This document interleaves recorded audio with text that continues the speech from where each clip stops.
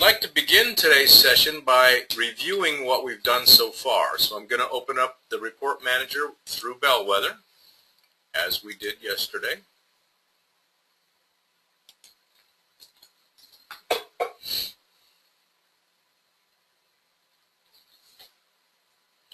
We started by adding 2 standard reports to a newly created folder in the Report Manager. Each of these reports had exactly the same columns, but we built a date range parameter to allow the report user to select any 2 periods of time, giving this report some major flexibility and power. We then created a union report, which pulled the 2 standard reports together and gave us common ground on which to display all the raw data generated from the 2 different periods. This common ground was formed by adding 2 pivot tables to a new sheet on our union report. That is where we left off yesterday, and I'll hand it over to Dars. Hi everyone, thanks for coming back today. From your Peachtree company, using menus, the Report and Forms menu, select Business Intelligence Report Manager. And we're going to run the sales comparison report using the default dates that we set up yesterday. Go ahead and run it for us, Dave. Alrighty.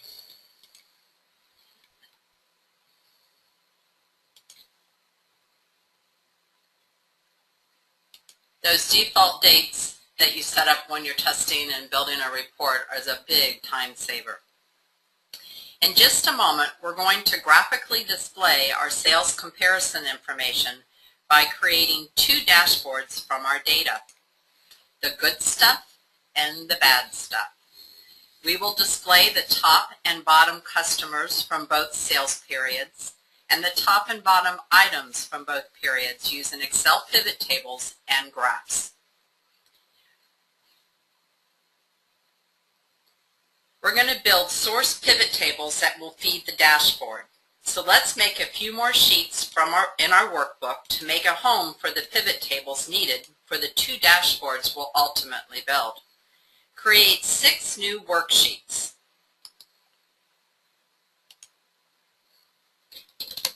And we will name them the good stuff,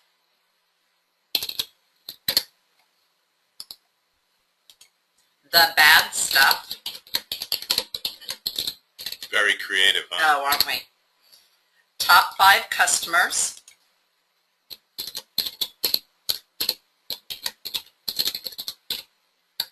Bottom 5 customers.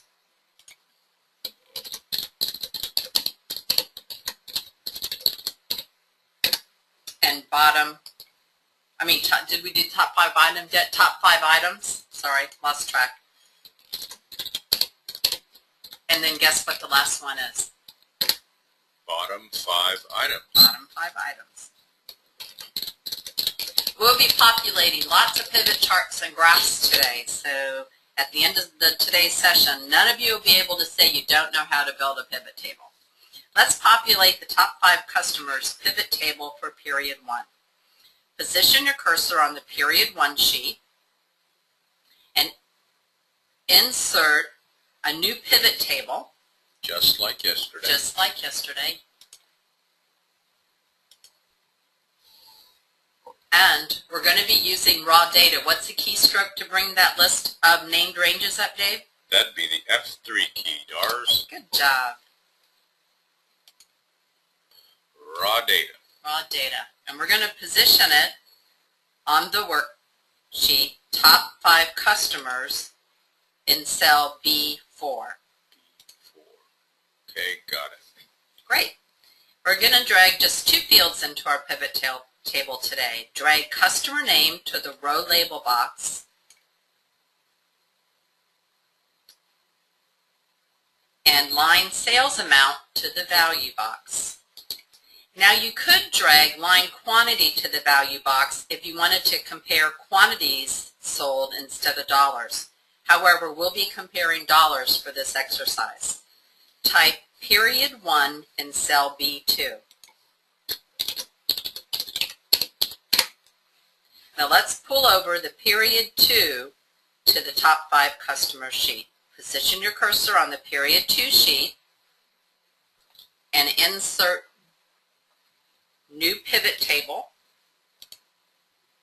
Press F3 and select the named range raw data. And position the pivot table on top 5 customer tabs in cell F4. Okay. Type period 2 in cell F2 and bring in the same fields we brought in before, customer name to row label and line sales amount to value. Okay. Right. Hold down the filter button on the period 1 pivot table and select more sort options. Select descending radio button and change the box to sum of line sales from customer name. This will sort the data highest to lowest. Select the filter button again and select value filters and top 10. Then change the 10 to a 5 because we want the top 5 customers. Okay. Left select sales amount in the value box. Select value field settings. Select the number format button. Number, use the thousand separator and decimal places too, and click OK. Repeat for period 2 pivot table. Pull down the filter button on the period 2 pivot table and select more sort options.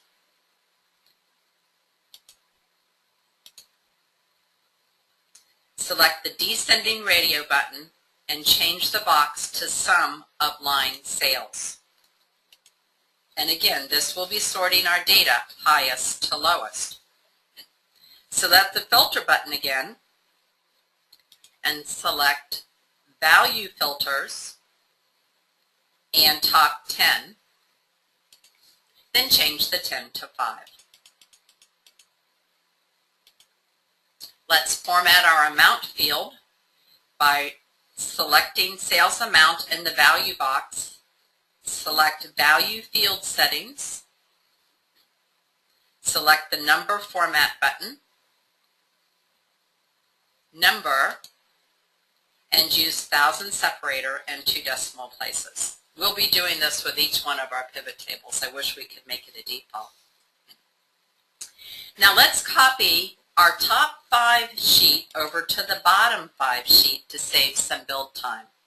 Highlight the entire sheet and right select copy. Go to the bottom 5 sheet, highlight the entire sheet, then right select paste. And I'm clicking on the little button to the top left corner of A1 to highlight the whole sheet, by the way.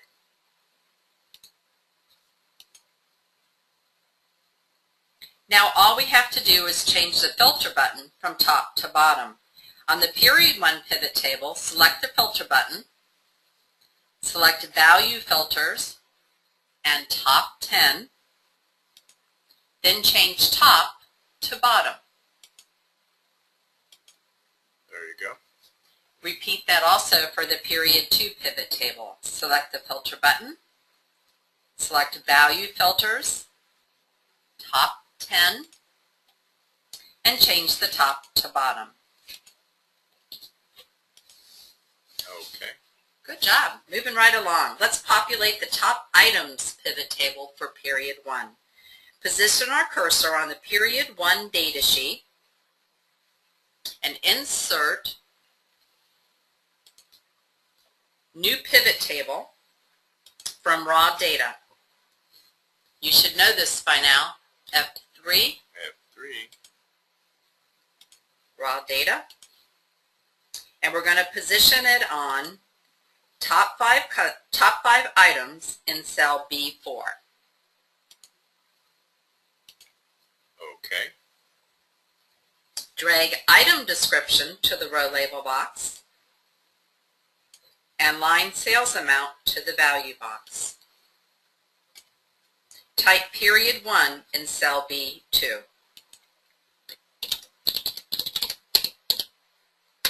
Now let's pull over the period 2 list. Position your cursor on the period 2 sheet.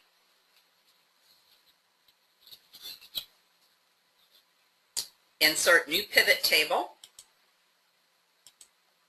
F3, select raw data from your named ranges and place it on the tab top 5 items in cell F4.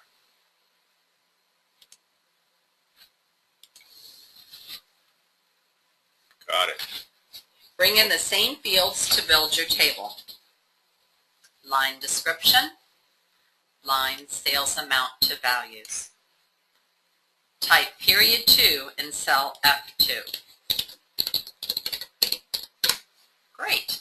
Now let's modify both pivot tables. Pull down the filter button on the period 1 pivot table and select more sort options. Select the descending radio button and change the box to sum of line sales. This will sort the data highest to lowest. Select the filter button again and select value filters and top 10. Then change the 10 to 5. Got it. Left select sales amount in the value box.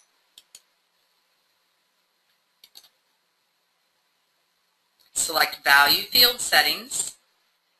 Select number. 2 decimal places with 1,000 separator. You're going to get tired of me saying that, I know. Repeat for the period 2.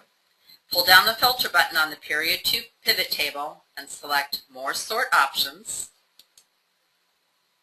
Select the descending radio button and change the box to sum of line sales. Select the filter button again and select value filters and top 10. Change it to 5.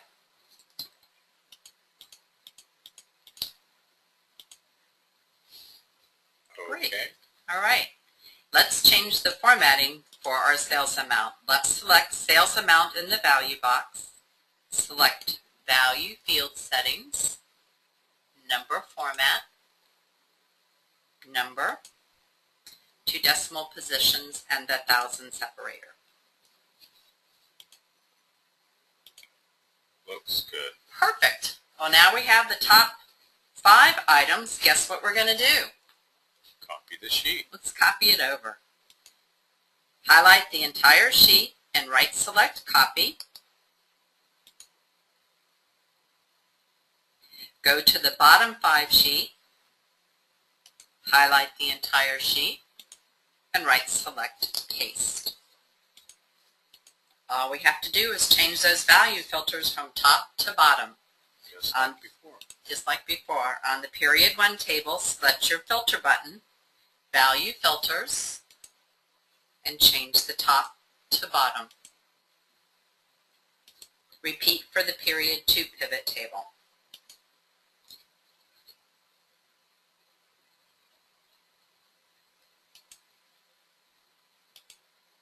Pretty easy stuff, Dars. I know, you're doing great, Dave. Okay, let's create the good stuff dashboard. This is the fun stuff. We just did the grunt work. Now our source data sheets are in place, and our first dashboard we're going to build is the good stuff. On the top 5 customer sheet, position your cursor on the period 1 pivot table, and let's build some graphs. Go to Pivot Table Tools, Options, Pivot Chart, and select Column Styles.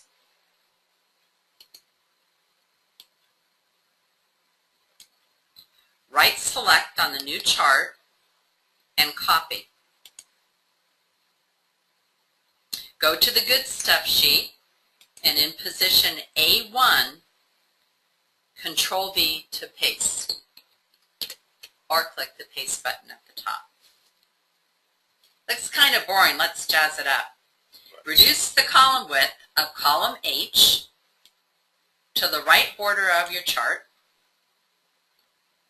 and collapse row 15 to line up with the bottom of the chart. Right select on the customer name filter and select Hide All Field Buttons on Chart. Right select on the total legend to the right and delete. Right select total at the top and change it to read top 5 customers, period 1.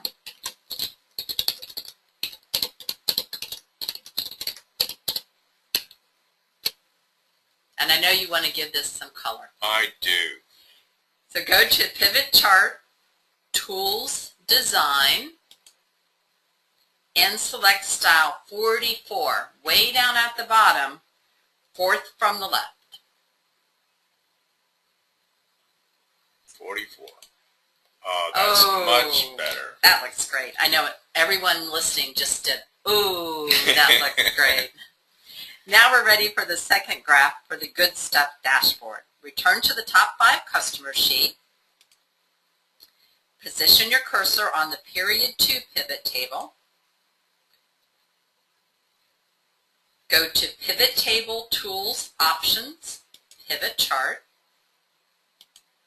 Select Column Style. Right select on the chart and copy. Return to the Good Stuff sheet and paste it in position I1. Oh, does that look boring? That's terrible. Right select on the customer name filter and hide all field buttons on the chart. Right select the total legend and delete it. Right select on the total at the top and change it to top 5 customers, period 2.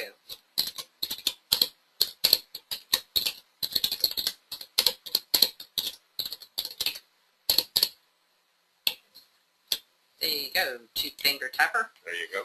Go to the Pivot Chart Tools Design. All the way to the bottom, we're going to select Style 47, which is second from the right. 47. Oh, I like that one. Very nice. Ready for the third graphic. Let's return to top 5 item sheet. Position the cursor on the period 1 pivot table.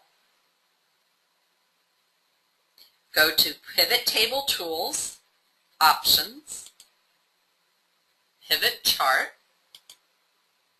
and Dave's favorite chart is an exploded pie in 3D. I like this I one know better. you do. Right select and copy it to the Good Stuff sheet and paste it in position A16. Now let's clean it up. Right select on the item description filter and select Hide All Field Buttons on the chart. At the top, change total to top 5 items, period 1.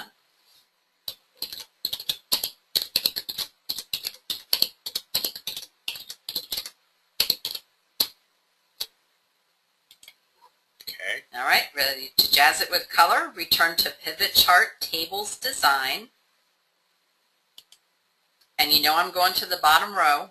Oh, yeah. We're going to do Style 42, which is second from the left.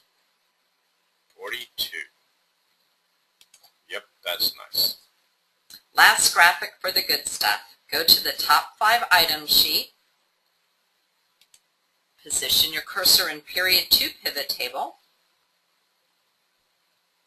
Return to Pivot Table Tools, Options, Pivot Chart. Another exploded pie in 3D. Gosh, Doris, with all these pie charts, it's going to be hard to make column A skinny. Like we did yesterday, you're right. Right-click and copy, go to the Good Stuff sheet, and paste it in position I-16. Right-select on the Item Description filter and select Hide All Field buttons on the chart. Right-select Total at the top and change it to the top 5 items, period 2.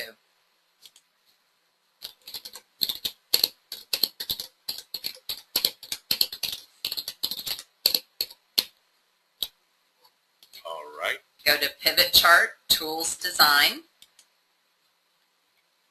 On the bottom row, select Style 47, which is second from the right. 47. Yep, That looks nice. Let's finish off the dashboard. In cell D31, type period 1.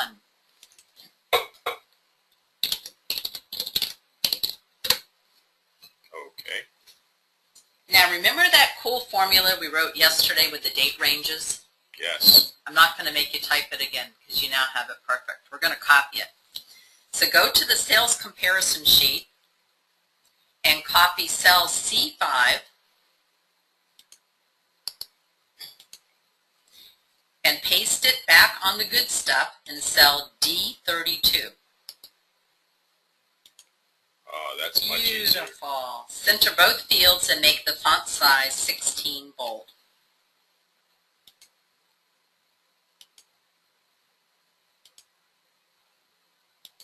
All right. In cell L31, type period 2.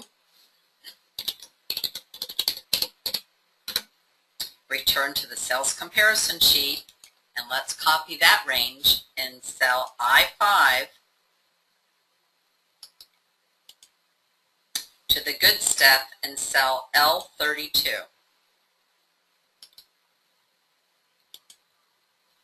Center both fields, make the font size 16 bold.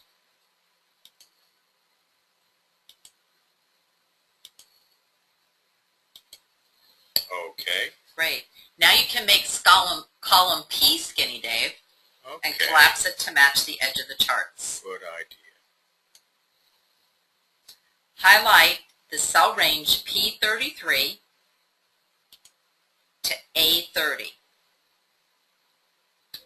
Okay.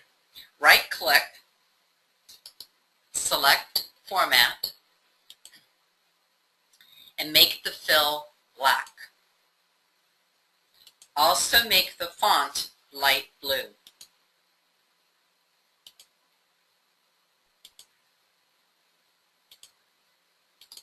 Yes, that's much that better. looks good. Change the color of the Good Stuff tab sheet, and let's make it green for good. Green for good. And the first dashboard is complete, and I think it looks great. Mighty nice. Good Mighty job. nice. Well, we've made a lot of progress, and what do we do now, Dave, to save our progress? We're going to create and link, I suppose. That's right. Return to the Report Manager, and let's create and link to save what we've done. If you remember from yesterday, highlight your Union Report, right-click, Create and Link, and accept the defaults that come through.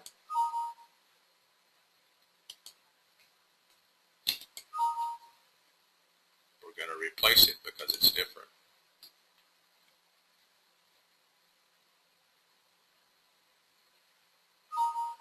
Nice.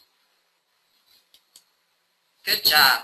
Let's run the report out again and continue building our second dashboard.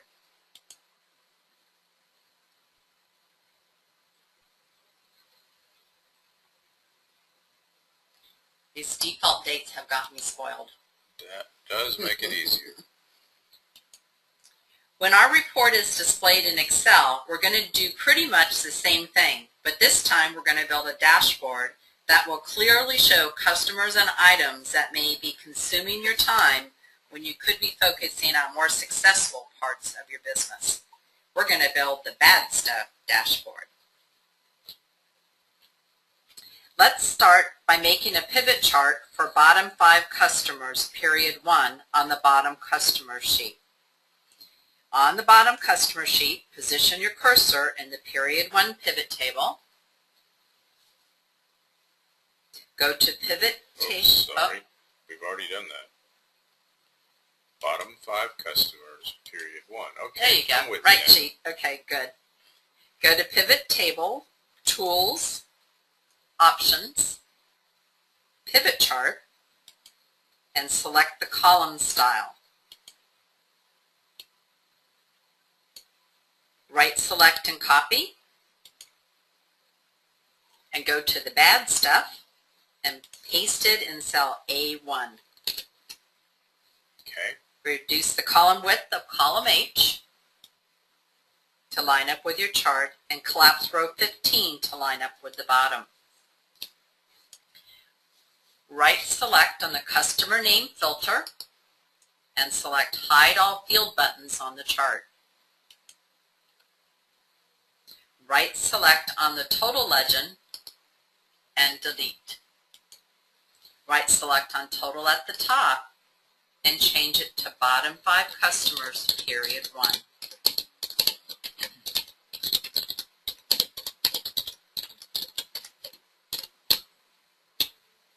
I don't know, maybe that color's just fine for this one.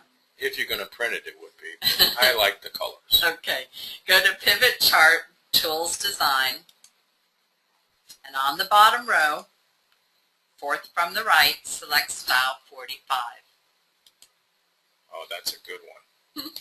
Let's continue with period 2. Position your cursor on the bottom 5 customers, period 2 pivot table, and create a column style pivot chart. You should know where to go by now. I got it, thanks. Column style. And copy it to the bad stuff dashboard to cell I1.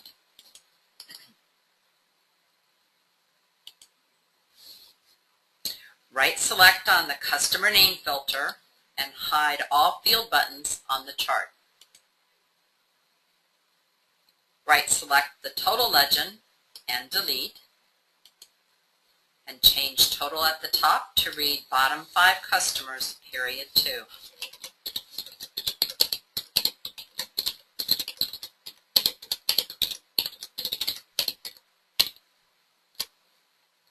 Okay.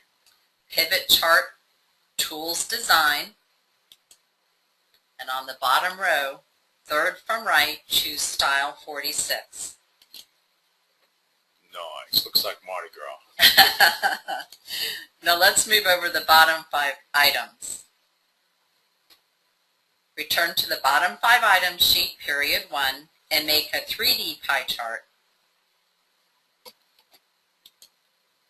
You should be getting quite familiar with creating your charts. You want pie? 3D pie. Oh. Let's get rid of that one.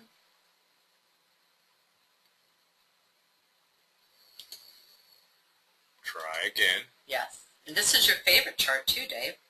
I know it. That's better. There you go. Now copy it to cell A16 on the bad stuff dashboard. All right. There you go.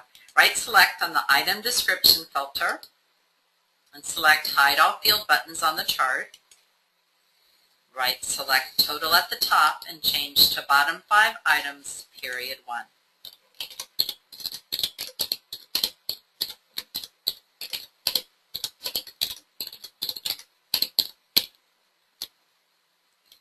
Go to pivot chart, tools, design. Drag down to the bottom, 4th from the right, and select Style 45. Style 45. Kind of adding color to balance with the top one. Looks good. On the last chart for our dashboard, return to the bottom 5 items, period 2, and make another 3D pie chart.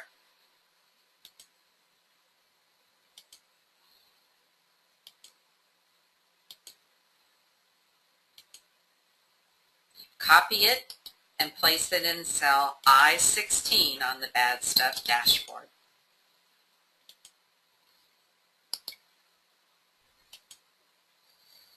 Right-select the item description filter and select Hide All Field Buttons on the chart.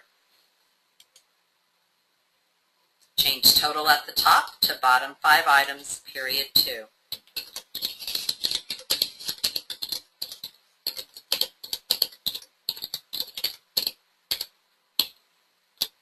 Okay. Give it some color by going to Pivot Chart Tools Design and choose Style 46, which is third from the right.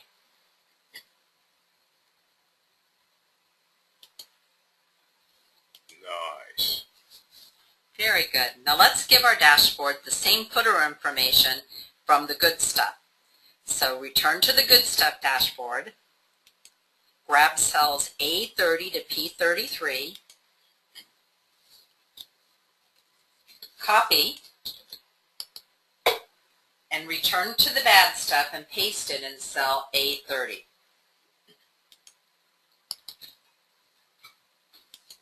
Oh, that was a lot easier. That looks great.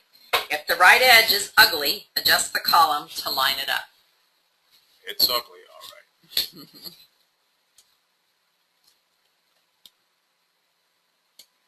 That's better. Now we made the Good Stuff tab color green, so let's make the Bad Stuff tab color red. I figured you were going to say that. All right. If you're using Microsoft Office 2010, you could add some cool slicers to the dashboard. However, that's a discussion for another time. Let's do a final cleanup. We're done with all the building, so let's clean up and do one final test. When the sales comparison report is run, we only want the user to see our cool pivot tables and dashboards, so we'll hide all unnecessary sheets. Right-click on the Period 1 tab and select Hide. Do the same for Sheet 2, Period 2,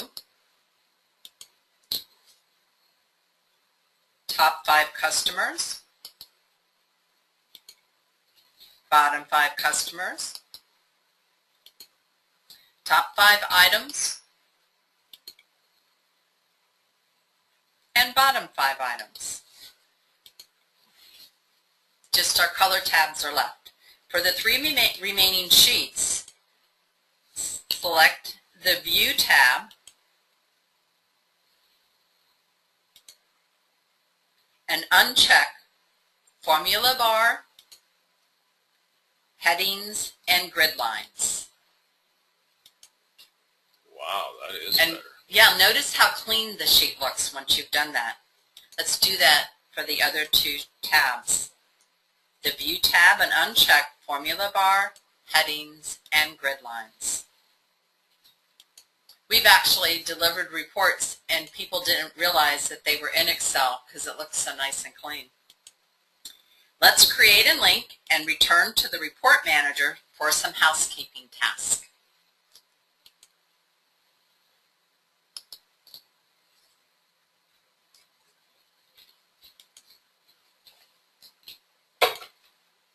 Almost done.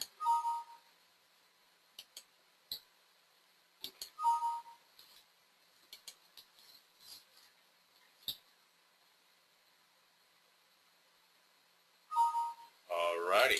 Great. On both standard reports, return to the Parameter tab and remove the defaults for the date range parameters. And we're sure going to miss them. Select Sales Period 1. On the Parameter tab, select Properties by right-clicking on the first date parameter. In the Properties window, delete January 1, 2012. Repeat for the ending date and delete January 31st. Do the same for Sales Period 2. Select Sales Period 2 and on the Parameter tab, select Properties by right-clicking on the first date parameter and delete February 1st and delete the end date February 29th. This gives the report user the power to compare any two periods. They can compare yesterday to today, last week to this week, last month to the same month last year, and so on. Lots of power with our comparison report. The user would never run the two boring standard reports alone. They would only run the Jazzy Union report, Sales Comparison. So let's hide Sales Period 1 and Sales Period 2 from the report menu in Peachtree. On the Properties tab on both standard reports, select Show Advanced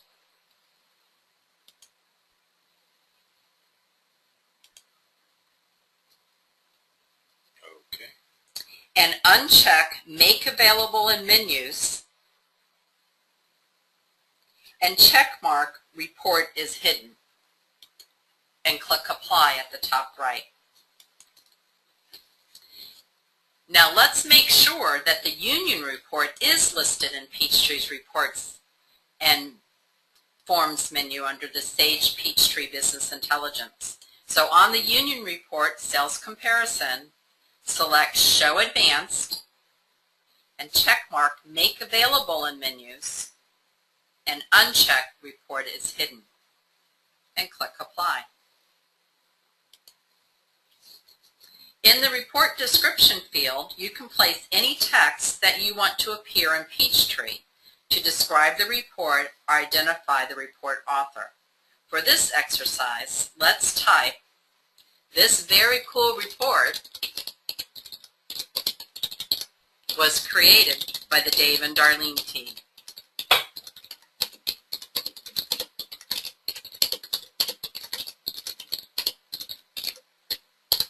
And click Apply. All right. We're going to do one final run to make sure that it's perfect. So run the report out again. However, this time you will have to enter the default dates because we've removed them. For Period 2, enter February 1, 2012.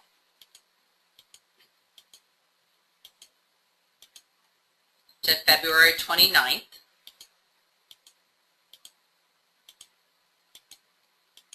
Enter Period 1, January 1, 2012 to January 31st.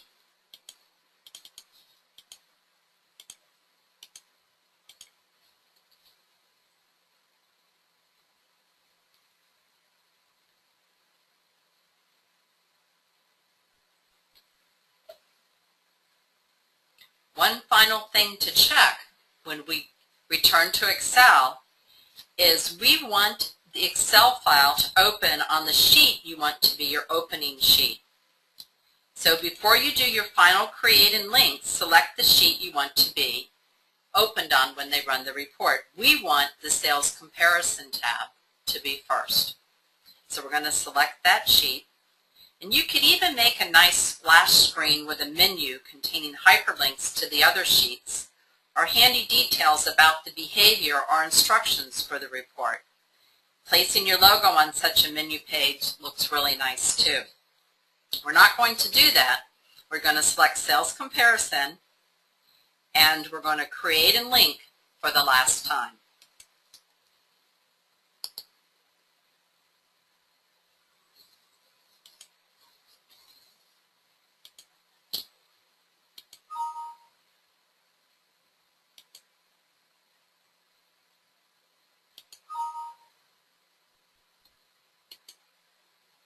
Very nice.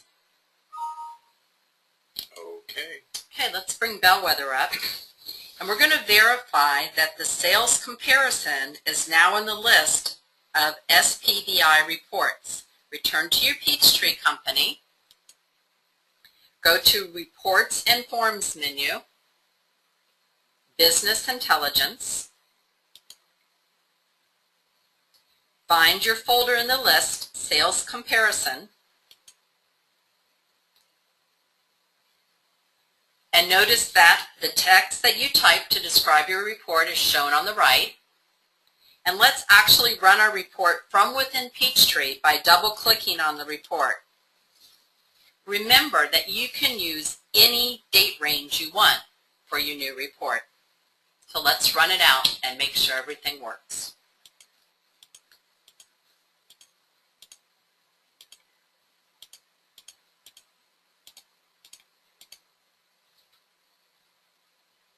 What date range did you choose, Dave? I chose the same ones. Oh, how boring.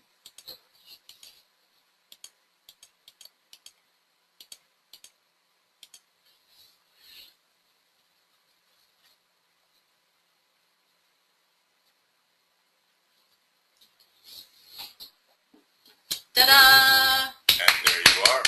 Good job. Looks great. All right. Well, we've reached the formal conclusion of part 2 of this 2-part series, Building a Report from Scratch Using an Existing Container.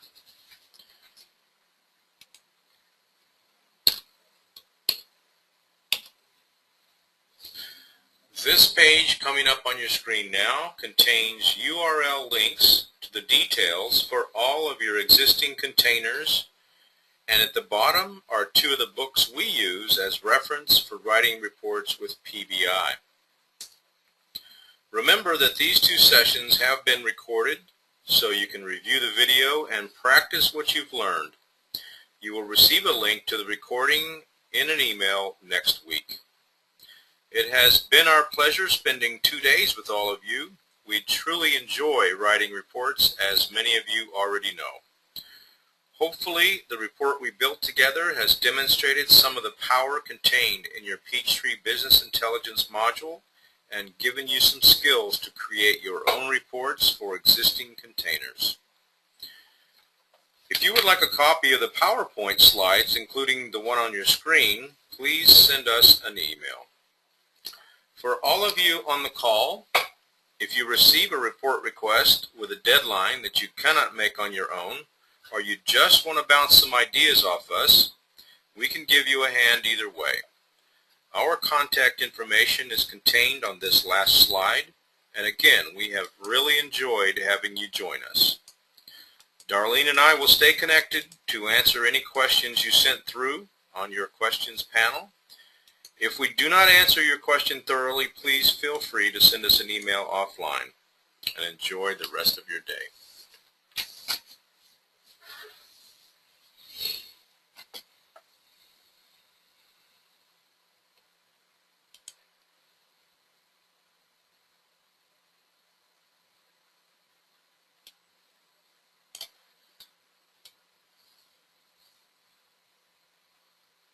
There's some questions, Dave. Okay. Tom asked if you need a field that is not included in the area you are using purchase, where is the PO number? Tom, I think I understand your question.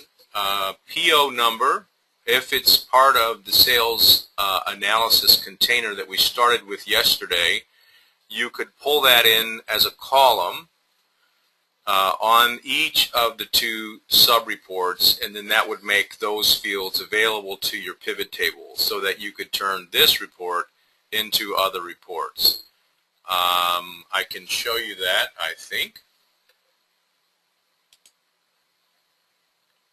I would have to unhide the hidden reports. And if I demonstrated it just for one of the sub-reports, I could go to the Columns tab and see what's already pulled in. And if I wanted something like the PO field, I could hit the Add button.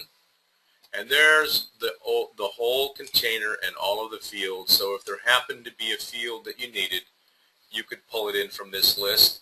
And I believe PO number might be called customer PO number, but let me just look. I don't see it there. See if it's down here. I don't see it there, Tom, but for instance, if you wanted to ship to country, you could bring that field in, or any of the others. That's basically how you would do it.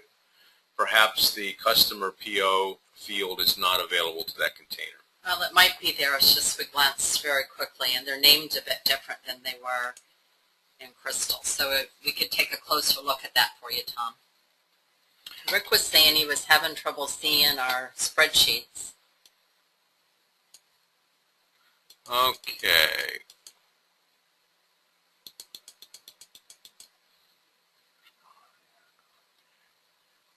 Sorry you had trouble seeing the spreadsheets, Rick. Hopefully that was just with your screen. Don't see any other comments about that. But sorry, but we'll be glad to. You'll probably see them when you review the video.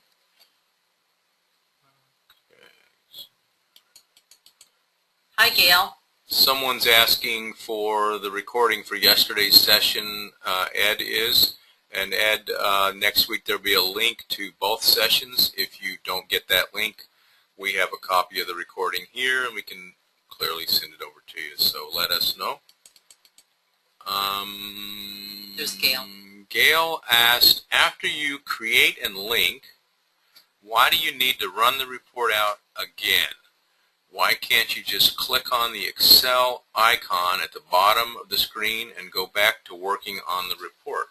Well, Gail, that's a pretty good question. If you did that, after you created and linked, this would be blank.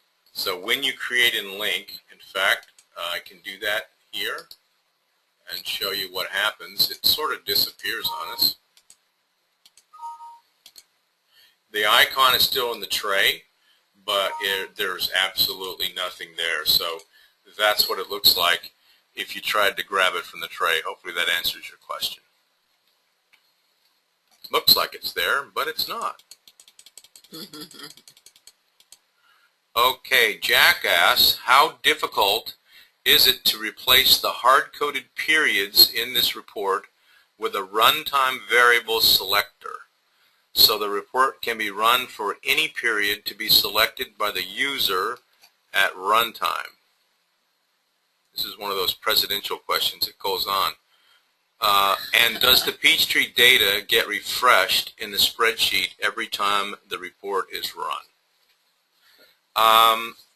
Absolutely, the data gets refreshed each time you run the report, and you could even have the spreadsheet, rather the template, up and hit data refresh and pull in all the new data that would match those parameters, Jack.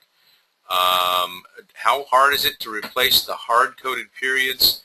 Well, there are some. If on the, let's return to the report manager here and look at one of those sub-reports and the parameters. One of the things, we didn't cover this, but one of the choices you have other than just the calendar is you also have the @ button, which has a lot of cool system variables built in. If any of these met your fancy, you could use those instead. I think it would be really nice to have an @last month system variable that does not currently exist. That's the one that I've been needing. You can also build your own system variables in the container that would then become present in this list. Something like, I think I had something in here. But anyway, you do have the ability to add to that. So not difficult at all to add the hard-coded periods either from the container or from this list of system variables. Thanks for the question, Jack.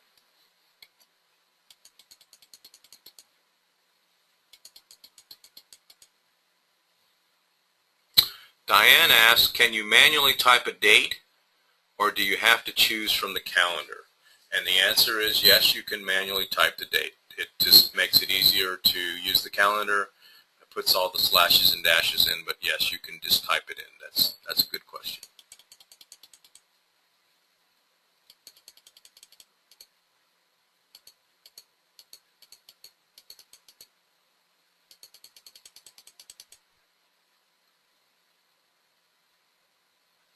Todd asked, have we been able to do forms such as an invoice with business intelligence? Actually, Todd, we have. We wrote a pretty complex sales form that showed weekly sales by week, weekly sales by week. Of course, it would show it that way.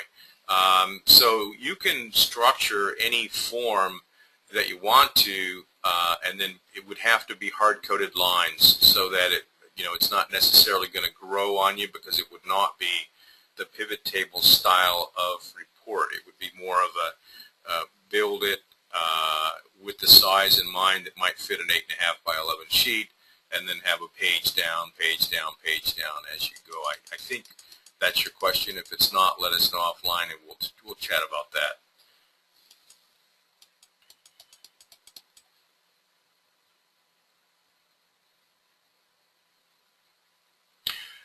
Susie asked, can you discuss how this new report would be moved to a client's Peachtree system?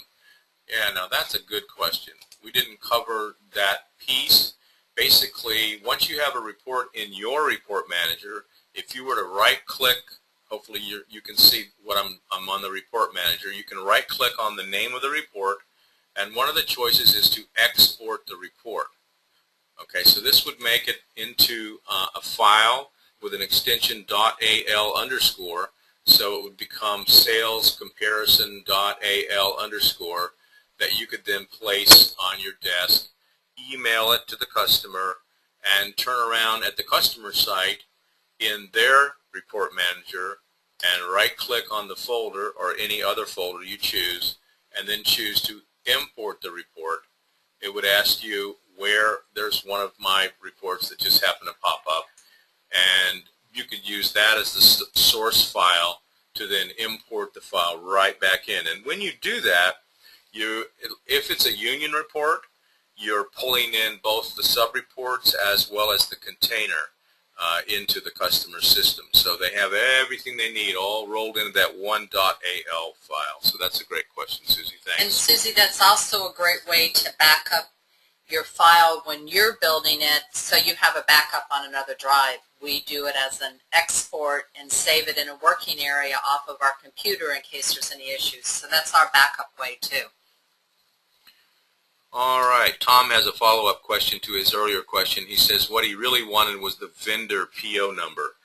And Tom, that particular field is not present in the container, so that would need to be probably either built into the sales analysis container at the container level, or you would adjoin two different containers, one of which would need to contain the vendor PO. So that's just not an available field. Or use a different container, Tom. We were using the sales analysis container. Use a purchase container instead.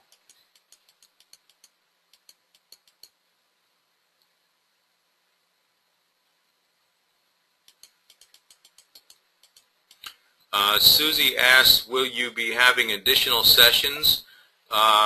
Well, this was an invitation for us to give the session. If we're invited to do it again, I guess we'll have to make that decision at that point.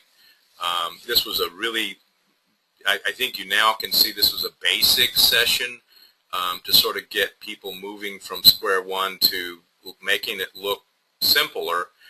And hopefully we've demonstrated that. So additional sessions, I guess if they liked what we did, they may ask us to do it again.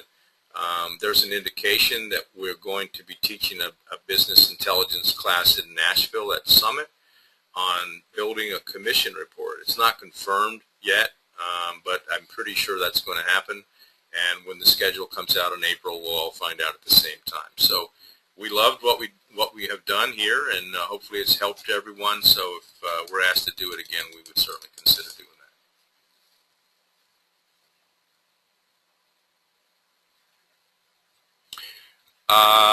RD asked, I guess we could add customer to the parameter input so that the user could select specific customers in a specific time frame. And that's absolutely correct, RD. You really, with the report manager, you have a lot of power provided the fields that you want to manipulate are in the container. And there's two different controls that you have when you're in the report manager. You have both the parameter that gives the user the ability to select, just like we did with the dates. You also have the filter tab that we demonstrated yesterday on hard-coded issues that the user does not have control over. So you could do that two ways. You could put it in so that, let's say, a particular customer type was important to you. So you could say, all right, well, let's just, this report, I only want to have the customer type of some particular customer type in your system, and then it would filter it, and the customer, rather the user, would not have the ability to pick anything else. Or you could do, so this would say only the land type of customers are going to come in. You could do the same thing with a parameter so that there is control, and perhaps have an is in. So have an add customer type, and then say is in, and I believe we used an is in yesterday. That gives you a choice of lots of different things, and if you leave that blank, it'll come up like this as a parameter. So a person could say, I only want to see retail, or I only want to see land, or I want to see them all. So yeah, that's a great question, and you do have other kinds of controls that you could use.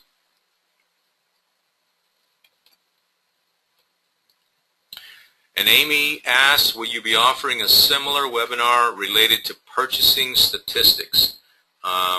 Don't know yet, Amy.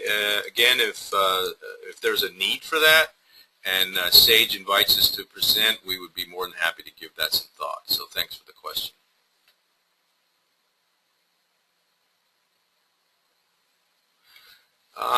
Great question from Susie here. What happens when there's a new Peachtree release? Will the PBI report built under one version work on the next version? We did some testing on the beta testing for 2013, and you know, the only time you're going to have a problem, much like you have in Crystal, is where Peachtree chooses to change the name of a field from like customer name to customer underscore bill underscore name. So if you happen to have used that field in your container and subsequently in your BI report, then no, it wouldn't work, and it would throw up some sort of a message. So none of us have really gone to 2013 yet, but my suspicion is the reports that we write will carry right over. You know, we're all hoping that's the case, and I'm pretty sure it will be.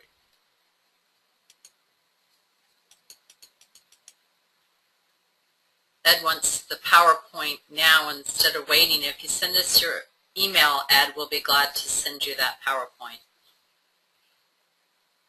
Dave at phase1computing.com. Right, I think they had that, but we'll put that back up. Okay. Dick asks, can these training sessions be downloaded and saved locally? Dick, I guess you're talking about the recording. So you would have our voices as well as the screens in the recording that you certainly could view and stop and start at your own speed. So if that doesn't answer your question, let us know and we can chat about that offline.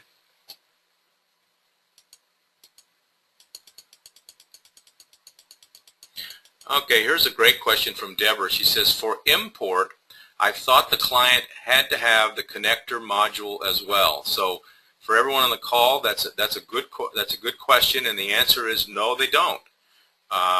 They only need the connector module if they're going to do the report writing on their own, building connectors, building reports that require multiple containers.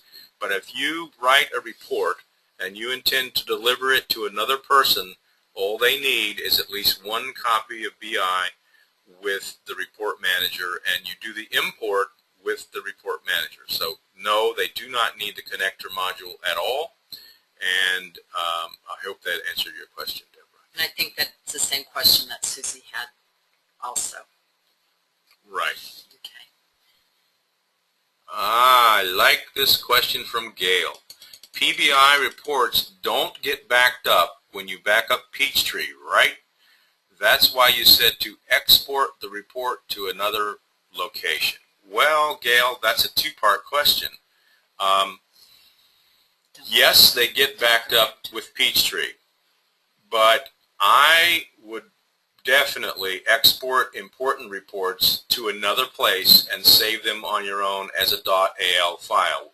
As a .al file, it's much like having a .ptb file with Peachtree, and in a disaster, you can use that file to recreate your database. With a .al underscore file, you can use that file to import into any report manager and you're back in business. But the path to the reports and all the good stuff you can find in your report manager if you go to the home node on the report manager.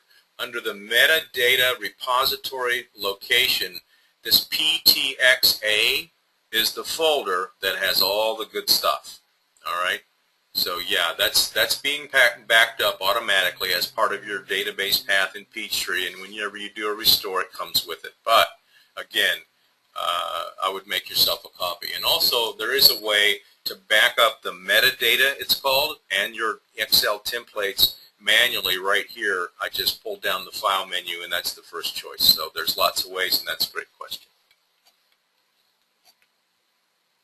And that answers the other question, where are the report files stored? You're anticipating these answers, I Dave. guess so.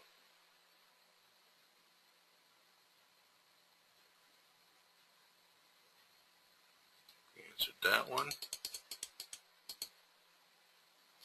Diane asked if you had a parameter for customers, could you select one or a range? You certainly could have them in a list, and you could check mark all of them or check mark which ones you want. So that it yeah, I got a comment on that.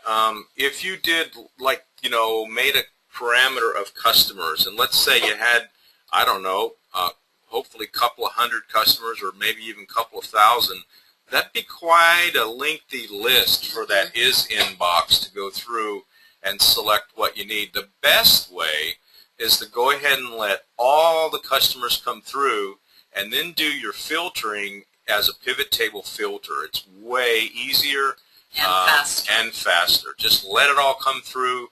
Our experience is letting them all come through doesn't slow it down. If you decide you only want to see sales for one or a few handful of customers, you can filter that down once it displays in Excel. I think that's a good question, but something like a customer list as a filter over on the report manager side would be rather cumbersome, and we've tried that and decided that's not the best way.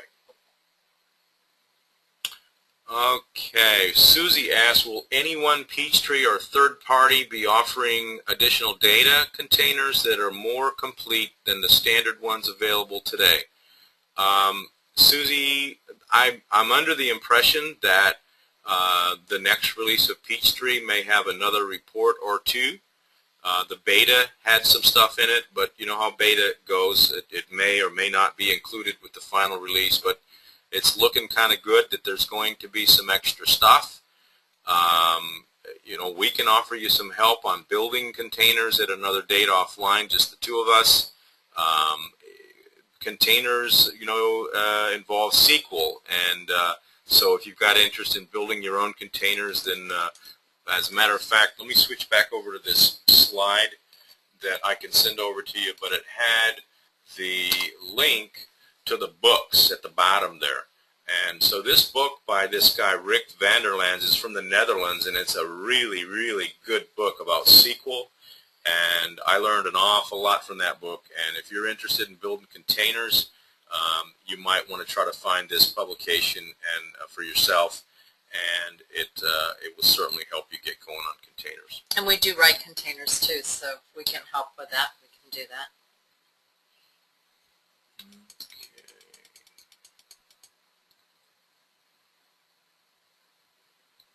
I understand that one.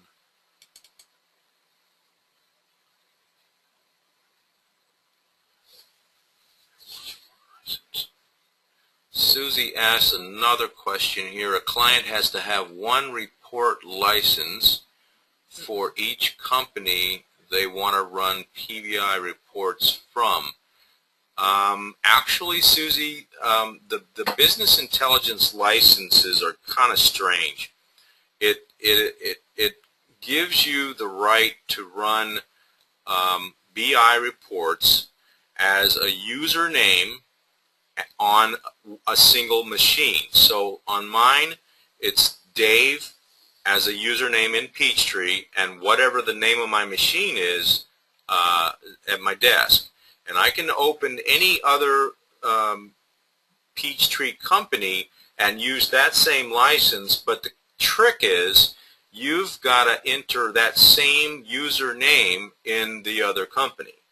So when I bring in client files, I'll set myself up as a user with Dave as the username, and that's what it's looking for. So you can use the same license across as many companies as you want, provided you have the same username. So what that means is if you tried to write a report with Bellwether Garden Supply, which typically doesn't have a username or may have it blank or may not have a password, you are going to need to have the password. You're going to have the same username. You're going to have to go to the user security and set up that right-hand side with a password that happens to be the same all the way across. Otherwise, you'll need multiple licenses.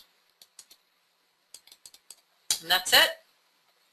All right, guys, that's it. the end of the questions. We really appreciate you attending these sessions with us. We had a great time.